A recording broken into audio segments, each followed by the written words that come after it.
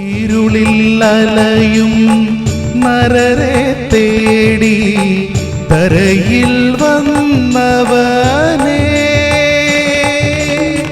കരകൾ പാപക്കരകൾ ക്രിസ്തുയേശുവിന്റെ നിസ്തുല്യ നാമത്തിൽ ശുഭസന്ദേശത്തിലേക്ക് സ്വാഗതം. വിശുദ്ധ വേദപുസ്തകത്തിൽ യെശയ്യാ പ്രവാചകന്റെ പുസ്തകം 53-ാം അധ്യായം 1-ാം വാക്യത്തിൽ നാം ഇപ്രകാരം വായിക്കുന്നു: ഞങ്ങൾ കേൾപ്പിച്ചത് ആർ വിശ്വസിച്ചിരിക്കുന്നു, യഹോവയുടെ ഭുജം ആർക്ക് വെളിപ്പെട്ടിരിക്കുന്നു.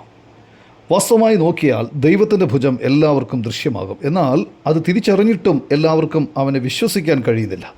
കർത്താവായ യേശുക്രിസ്തു ഈ ലോകത്ത് ആയിരുന്നപ്പോൾ അവൻ്റെ വാക്ക് കേൾക്കാനും അവൻ്റെ അത്ഭുതങ്ങൾ കാണുന്നതിനും വലിയ തിരക്ക് ആളുകൾ സൃഷ്ടിക്കുമായിരുന്നു. എന്നാൽ അവനിൽ വിശ്വസിക്കുവാൻ ആളുകൾ തയ്യാറാകുമായിരുന്നില്ല. ദൈവത്തിനായി അംഗീകരിക്കുവാനോ കർത്താവായി സ്വീകരിക്കുവാനോ തയ്യാറാകുമായിരുന്നില്ല. തന്നോടുകൂടെ ക്രൂശിൽ തറയ്ക്കപ്പെട്ട കള്ളന്മാരിൽ ഒരുവനും അവനെ ദുഷിച്ചു പറഞ്ഞു. എന്നാൽ മറ്റേ കള്ളൻ യേശുവിനെ ദുഷിച്ചില്ല. അവൻ യേശുവിനോട് പറഞ്ഞു: നീ രാജത്വം പ്രാപിച്ചു വരുമ്പോൾ എന്നെ കൂടി ഓർത്തുകൊള്ളണമേ. നിശ്ചയമായും യേശുവിനോട് കൂടെ പറുദീസയിൽ ഉണ്ടാകും എന്ന് മറുപടി പറഞ്ഞതായും നാം വായിക്കുന്നുണ്ട്. സർവ്വ മാനവരാശിയെയും പാപത്തിൽ നിന്ന് വീണ്ടെടുക്കുവാൻ കർത്താവായ യേശു ക്രിസ്തു ഈ ലോകത്ത് മനുഷ്യനായി അവതരിച്ച് മനുഷ്യൻ്റെ പാപഭാരം ഏറ്റെടുത്ത് കാൽവറി ക്രൂശിൽ മനുഷ്യന് പകരമായി യാഗമായി തീർന്നു. 3-ാം ദിവസം മരിച്ചവരുടെ ഇടയിൽ നിന്നും ഉയർത്തെഴുന്നേറ്റു.